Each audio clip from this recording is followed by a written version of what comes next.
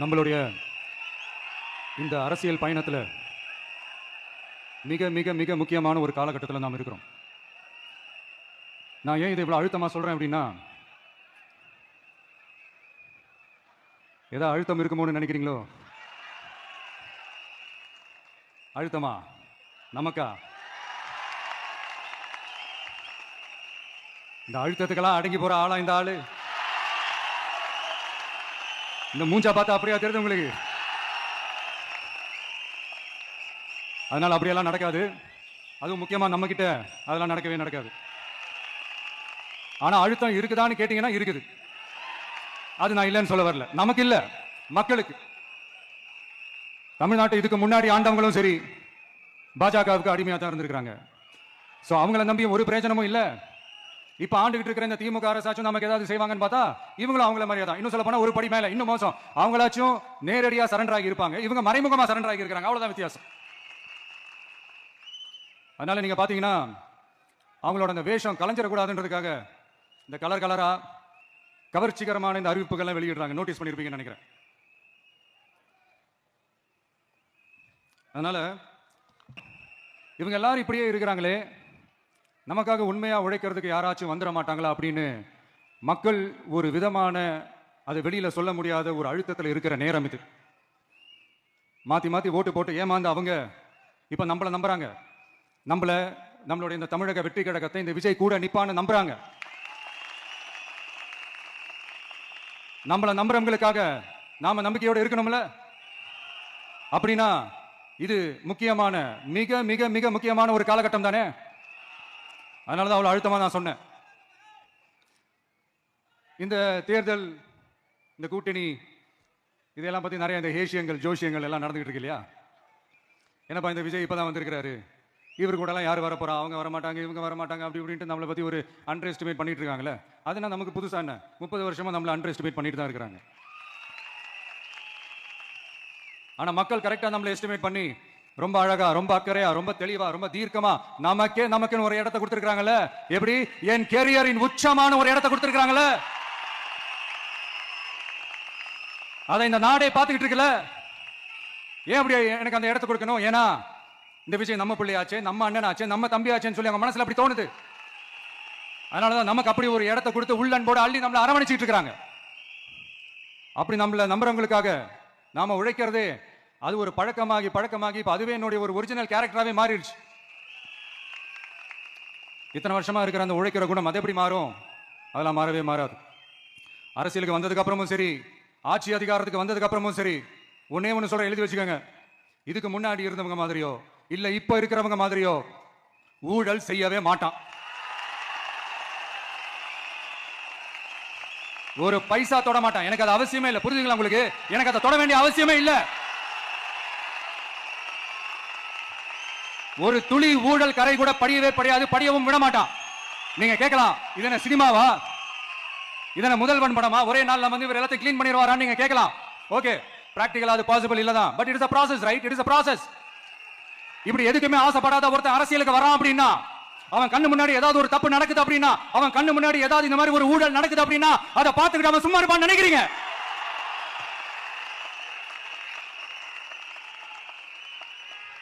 அதனால இந்த தீய சக்தியா இருக்கட்டும், இந்த ஊழல் சக்தியா இருக்கட்டும், ரெண்டு பேரும் தமிழ்நாட்டை ஆண்டவை கூடாது. அப்படிப்பட்ட இந்த கட்சிகளை உண்மையா தில்லா எதிர்க்கிற அந்த கட்ஸும் கெத்தும் நம்ம கிட்ட மட்டும்தான் இருக்கு. அதனால நீங்க என்ன சூழ்ச்சி நம்ம மேல பண்ணாலும், என்ன அழுத்தம் நீங்க கொடுத்தாலும், இந்த அடங்கி போறதுக்கோ, இந்த அண்டி புழைக்கிறதுக்கோ, இல்ல இந்த அடிமையா இருக்கிறதுக்கால நம்ம அரசியலுக்கு வரல. என் மண்ணுக்கும் மக்களுக்கும் யார் என்ன தீங்கு செஞ்சாலும் அதை எதிர்த்து அவங்க கிட்ட இருந்து நம்ம மக்களை பாதுகாக்கிறதுக்காக தான் நம்ம அரசியலுக்கே வந்திருக்கிறோம். அண்ட் முக்கியமா தோழர்களே, மக்களுக்கு என் மேல மட்டும் நம்பிக்கை இருந்தா அது பத்தாது. என் கூட டிராவல் பண்ற என்னோட எல்லா தோழர்கள் கிட்ட அந்த நம்பிக்கை வரணும்.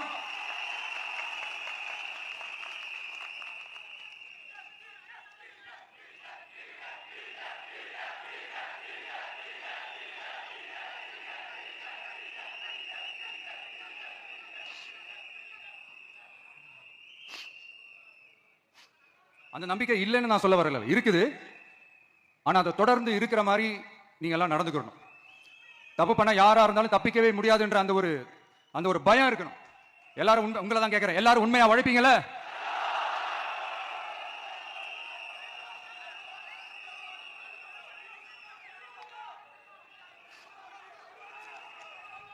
யாருக்காகவும் எதுக்காகவும் நம்மளோட அரசியல காம்ப்ரமைஸ் பண்ணிக்கவே கூடாது, செய்வீங்கல்ல? தயவு செஞ்சு எல்லாரும் கொஞ்சம் ஒற்றுமையா இருந்து சேர்ந்து உழைச்சி ஜெயிப்பீங்கல்ல? சரி, நமக்காக நம்ம மக்கள் கண்டிப்பா ஓட்டு போட்டு ஜெயிக்க வைப்பாங்க, அதுல எந்த மாற்று கருத்துமே கிடையாது. அப்படி ஜெயிக்கிறதுக்காக நாம் என்ன செய்ய போறோம்? மக்களிடம்னு செல்னு அறிஞர் அண்ணா அவர்கள் சொன்னதை ரொம்ப டீப்பா சின்சியரா அடாப்ட் பண்றதோட மட்டும் இல்லாம நம்மளோட அரசியல்ல அதை செயல்படுத்தணும். அதுதான் முக்கியம். ஏன்னா இப்ப அரசியல் இருக்கிறவங்க அண்ணாவை மறந்துட்டாங்க. அண்ணா ஆரம்பிச்ச கட்சியும் அண்ணாவை மறந்து சுயநலமா மாதிரி பல வருஷம் ஆச்சு. அண்ணா பேர்ல இருக்கிற கட்சியும் அவரை மறந்து பல வருஷம் ஆச்சு. ஆனா நாம அவரை மறந்துடக்கூடாது. மக்கள் கிட்ட போகணும், மக்களோட மக்களாவே இருக்கணும், மக்களுக்காகவே இருக்கணும். அதுக்காக நாம என்ன செய்ய போறோம், என்னெல்லாம் செய்ய போறோம், அதுக்காக தான் இந்த மீட்டிங். ஆரம்பிக்கலாமா? இந்த ரெண்டு கட்சிகள், ஆண்டு கட்சியா இருக்கட்டும், இப்ப ஆள்ற கட்சியா இருக்கட்டும், அவங்கள பொறுத்த வரைக்கும் பூத்துனா என்ன தெரியும்ல? அவங்கள பொறுத்த வரைக்கும் பூத்துனா கள்ள ஓட்டு போடுற இடம். ஆனா நமக்கு, நம்ம டிவி கேக்கு அது ஒரு ஜனநாயக கூடம். அங்க ஜனநாயகம் திருடுறாம நம்ம பாத்துக்கணும். ஒவ்வொரு ஓட்டையும் நம்ம பாதுகாக்கணும். எப்படி பாதுகாக்கிறது? ஒவ்வொரு வீட்டில் இருக்கிற ஒவ்வொரு ஓட்டும் நமக்கு தானே ஃபர்ஸ்ட் கன்ஃபார்ம் பண்ணுங்க. எனக்கு தெரிஞ்சு தமிழ்நாட்டில் ஒரு 2.25 கோடி ரேஷன் கார்டுகள் இருக்கும்னு நினைக்கிறேன். அவங்க எல்லாரும் வேற வேற எந்தெந்த கட்சியில இருந்தாலும் கட்சி வேறுபாடு எல்லாத்தையும் தாண்டி இந்த விஜய் அவங்க வீட்டில் ஒருத்தனா வாழ்ந்துட்டு இருக்கான்.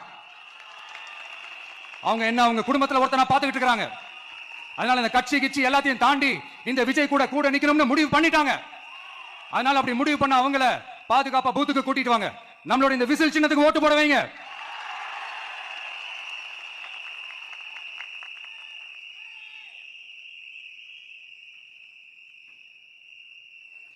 ஒன்றியம், நகரம், பேரூர், பகுதி, கிளைன்னு இங்க வந்திருக்கிற நம்மள எல்லார் நிர்வாகிகளும் தான் நம்ம கட்சியினுடைய ஆணி வேர்.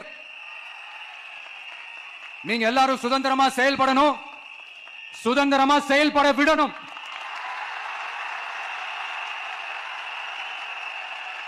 நீங்க ஒவ்வொருத்தரும் எனக்கு முக்கியம்.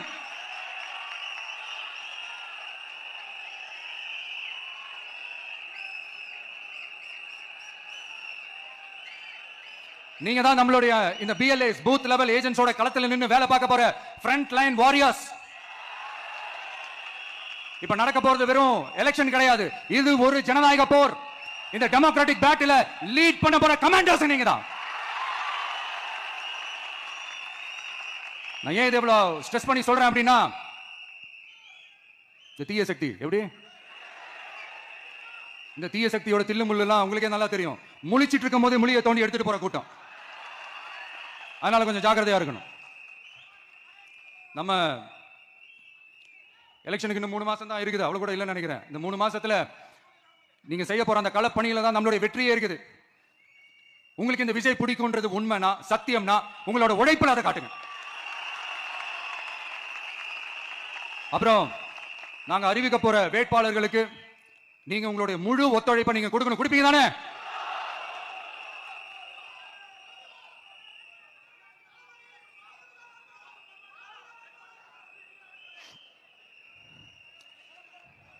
உங்க எல்லாரையும் ஒரு எனர்ஜைஸ் பண்ற மாதிரி உண்மையா நடந்த ஒரு கதை ஒன்று சொல்றேன். சொந்த நாட்டையே ஒரு கூட்டம் அபகரிக்குது. சொந்த நாட்டிலேயே இருக்க முடியாத அளவுக்கு ஒரு நெருக்கடி ஏற்படுது. ஸோ வேற வழி இல்லாமல் அந்த நாட்டை விட்டே வெளியே போய் வேற ஒரு இடத்துக்கு போய் காடு மலை அப்படி இப்படின்னு சுற்றி மறைஞ்சு வாழ வேண்டிய ஒரு சூழ்நிலை ஏற்படுது. என்னடா இப்படியே ஓடிக்கிட்டு இருக்குமேன்னு சொல்லிட்டு தன்னோட நட்பு சக்திங்க கிட்ட பேசி ஒரு பெரும் படையை திரட்டிக்கிட்டு அதிரடியா ஒரு போரை நடத்தி அந்த நாட்டையே திருப்ப மீட்டு எடுத்தது யார் தெரியுமா? நம்ம கொள்கை தலைவர்கள் ஒருத்தரான ராணி வேலு நாச்சியார் அவர்கள் தான். அவங்களுக்கு அந்த நட்பு சக்தியா கூட இருந்து உழைச்சது சின்ன மருது, பெரிய மருது, சையது, கார்கின்னு சொல்லிட்டு அந்த 3 பேரும் தான். ஆங்கிலேயர் படை, ஆற்காட்டு படை மாதிரி அந்த 2 பெரும் படையை அடிச்சு துவம்சம் பண்ணிட்டு அந்த நாட்டையை திருப்பி மீட்டு எடுத்தது வேலு நாச்சியார். அன்னைக்கு இருந்த ஆங்கிலேயர் படை, ஆற்காட்டு படை மாதிரி இன்னைக்கு என்னென்ன படை இருக்குதுன்னு உங்க எல்லாருக்குமே நல்லா தெரியும். அதனால அந்த 2 படை மட்டும் இல்ல, இன்னும் எத்தனை படை வந்தாலும் எதிர்த்து நின்று ஃபேஸ் பண்றதுக்கு ஒரு நல்ல தலைமையும் இத்தனை சக்திகள் என் கூட இருக்கும் போது, இத்தனை சின்ன மருது, இத்தனை பெரிய மருது, இத்தனை சையது, கார்கிகள் என் கூட இருக்கும் போது நம்ம நாட்டை நம்மளால மீட்டெடுக்க முடியாதா?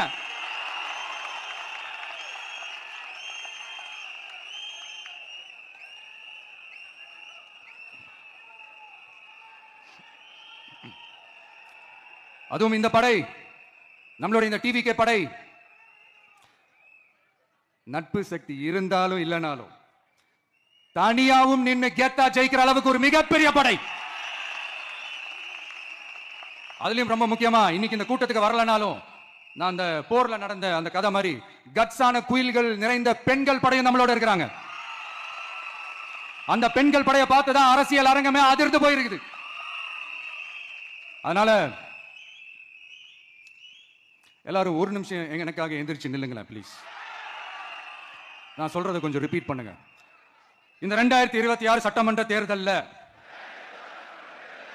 நாம எல்லாரும் உண்மையாக உழைப்போம், சத்தியமாக உழைப்போம், உறுதியாக உழைப்போம், ஒற்றுமையாக உழைப்போம்.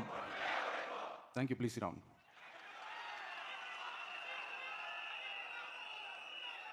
உங்களோட இந்த வார்த்தையை நான் மனப்பூர்வமா நம்புறேன். நான் ஏற்கனவே சொன்ன மாதிரி இந்த வரப்போற தேர்தல் இதுவரைக்கும் தமிழ்நாடு பார்த்திராத ஒரு வித்தியாசமான தேர்தல். நம்மளுடைய படை வரிசையும் அப்படிதான், ஒரு பவர் பேக்ட் ஃபோர்ஸ். இவ்வளவு நாள் இதை நாம மட்டும் தான் சொல்லிட்டு இருந்தோம். இப்ப கொஞ்சம் கொஞ்சமா அதை வெளியில சொல்ல ஆரம்பிக்கிறாங்க. என்னடா இந்த விஜய் கூட இருக்கிற ஃபோர்ஸை பார்த்தா சாதாரண ஃபோர்ஸ் மாதிரி தெரியல, மிலிட்டரியோட பெரிய ஃபோர்ஸா இருக்குது, வரப்போற எலெக்ஷனை கணிக்கவே முடியல, அப்படி இப்படின்னு சில குரல்கள்லாம் கேட்க ஆரம்பிக்குது. கணிக்கவே முடியலன்னு அவங்க வேணா சொல்லலாம், ஆனா மக்கள் ஆல்ரெடி கணிச்சு முடிச்சுட்டாங்க. அவங்க மனசை நல்லா புரிஞ்சு வச்சிருக்கிற நமக்கு அது நல்லாவே தெரியும்.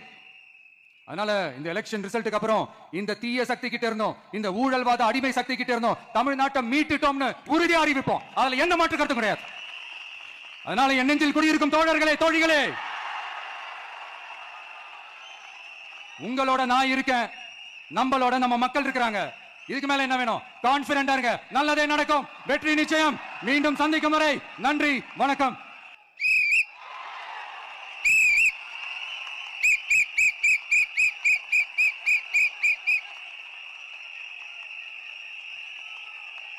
நம்ம சின்னம் உங்கள் சின்னம், நம்மளுடைய வெற்றி சின்னம் விசில்.